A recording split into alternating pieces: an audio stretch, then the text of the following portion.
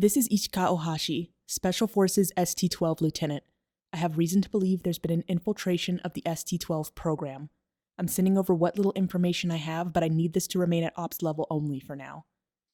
I'm requesting a file on Anya Veritinov, previous Special Forces ST-12 soldier, and Armen Baumgartner, commander overseeing operations on Capra. Do not send this through IGS. I have reason to believe the terminal systems have been compromised. I've encoded a terminal port number in this transmission, and communications will continue through said port. If you don't receive another communication before 1800 hours, blow the whistle. I need the following message passed along to Commander Ortega. Don't leave your cell. Okay, that should do it for now. We'll be heading back to the belt in a few hours. I never thought I'd be pulling the religious zealot from the belt card, but with no assignments, I was able to get a request to go back home to celebrate Christmas. Yeah, my career progression is officially torpedoed, so I hope you're happy. Is that sarcastic tapping? You've made so much progress. I've been reading so many scientific papers about the ST-12 Neuralink studies. It's a little dark. So many of these test subjects were just recruits, not even out of basic training. The Crown had no objection to frying them alive and redacting their names like they never even mattered. Sorry, depressing again.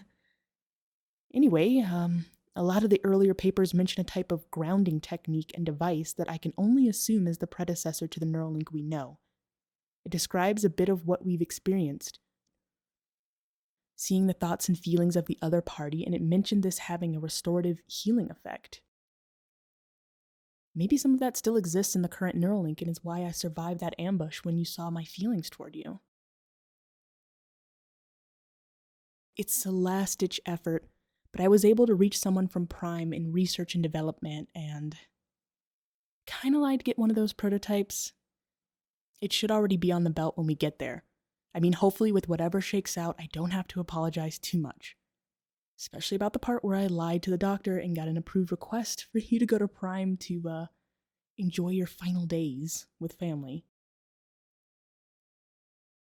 And now angry tapping.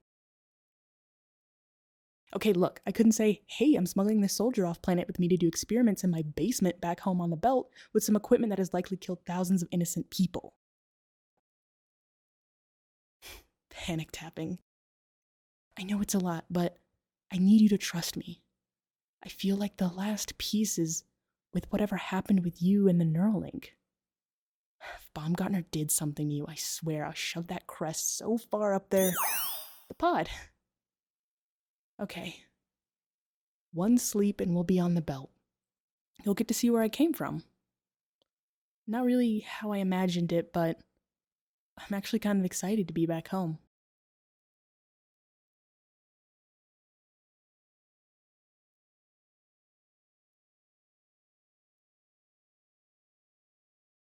Hey. Hey, are you awake? I'm gonna try. Hey, you need to stay awake.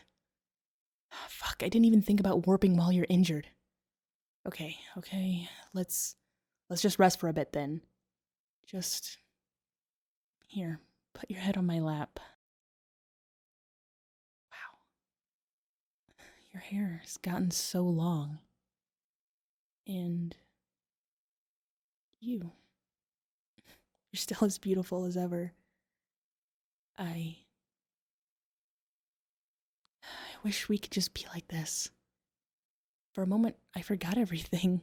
We were just two people on the belt in a relationship, doing regular relationship things like cuddling. Not two soldiers with immense baggage. I'm going to fix this. From everything I've been reading, I can help you get to that state with that prototype by recounting some of my deepest memories, so let's just stay here like this and try it, okay? No matter what happens, I love you.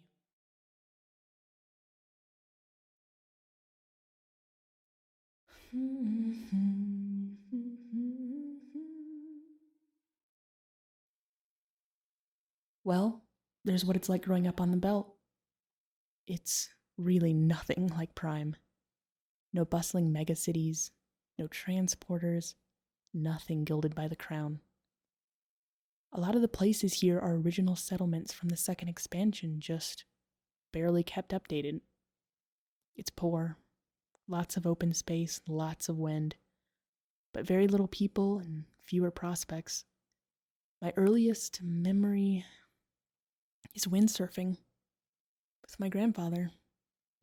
He ran a scrapyard here in town, gone most of the year, collecting things on Prime and around the outskirts. Then he'd come back here, fix everything up, and then go right back out and resell what he could. He's to blame for me being a bit of an egghead. He got to messing around with systems on all sorts of things. Hyperwelding, circuit bending, occasionally blowing up things.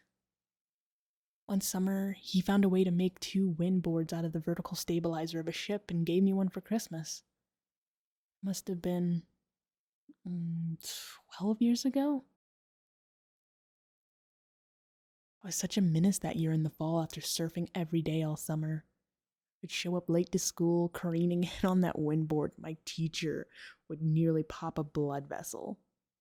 But it was such a feat of engineering. Electric purple with pulsing blue and pink lights, tacky in all the right ways. Just what a grandfather thinks their granddaughter wants. I had it covered in gaudy Crown Guard stickers. Even back then, all I wanted to do was get in the Guard and become a pilot. I mean, what else is there to do when you're from a place like this? Be like my grandfather? Slave away 120 months of the year just to feed your family? No, we're in the pipeline for service. It's the one ticket out of here. But it's hard. Everyone thinks we're backwards freaks here. Ironically, the Guard is very dismissive of people from the Belt, so much so that I was advised early on to lie about being from Prime, hence why I was sent there after being injured. Is this working at all? Did you just shake your head? Okay, I feel like I can see blurry thoughts from you. What else?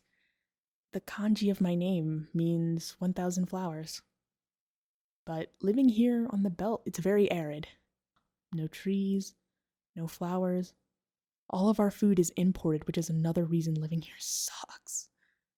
Everything's canned and artificial. When I got accepted to the Corps, we were flown out to Prime, and it was culture shock.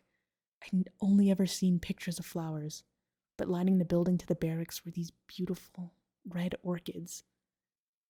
I mean, at the time I didn't really know what type of flower they were, but I feel that memory so strongly. I was just transfixed by the way they gently wavered in the wind with their velvety petals. Delicate, but so imposing. And since that moment, I figured if my name means 1,000 flowers, that I'd hope all 1,000 of them were red orchids. How ridiculous is it that my parents named me after something they never even saw? That's the faith of the Belt, personified. We're strong people, there's no doubt. That's why I know that I can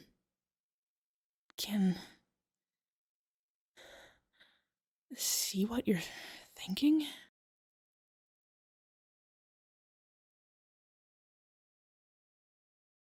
V.